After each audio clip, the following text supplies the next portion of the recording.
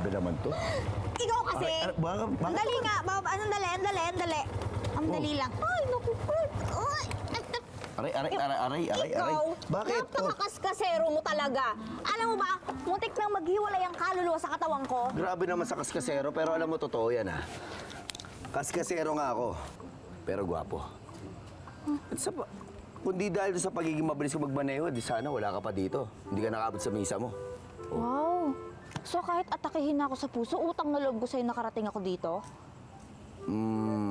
Parang gano'n na nga. Pero alam mo, madam, natutuwa ako every time na inaasar kita eh. Kasi pagka inaasar kita, napapatawa ka. Tapos pagka tumatawa ka na, yung cute mong mata, lumiliit. Tapos, yung pisngi mo namumula. Parang anghel. Kaya madam, ang sarap mo sigurong ligawan, no? Aray, bakit? Kakaganyan mo, iniyayamot na ako sa'yo eh.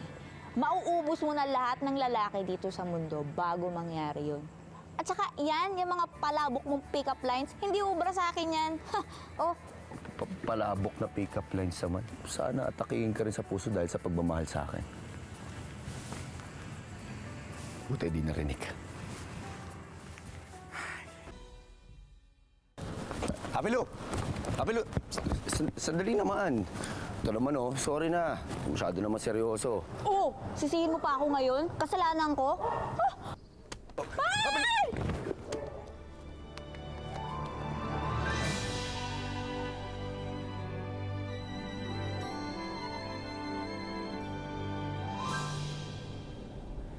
Hapilo! Apilo. Ay, Ay, sorry.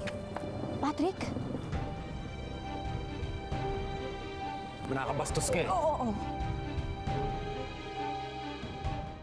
Manakabastos ka eh. Oo. Nakakabastos?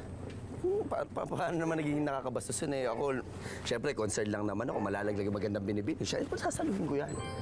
Hindi pa pwedeng hayaan ko malaglag yan dyan. Tama siya. Isa ako magandang binibini.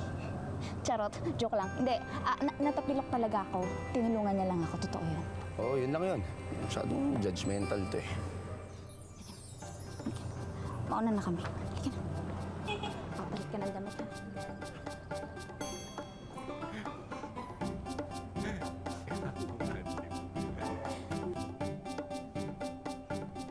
Hapilo! Sino ba yung mokong na yun? Si Pabs, mayabang talaga yun. Pero in all fairness naman sa kanya, niligtas niya talaga ako na natapilok kasi ako. Bakit ka ba natapilok?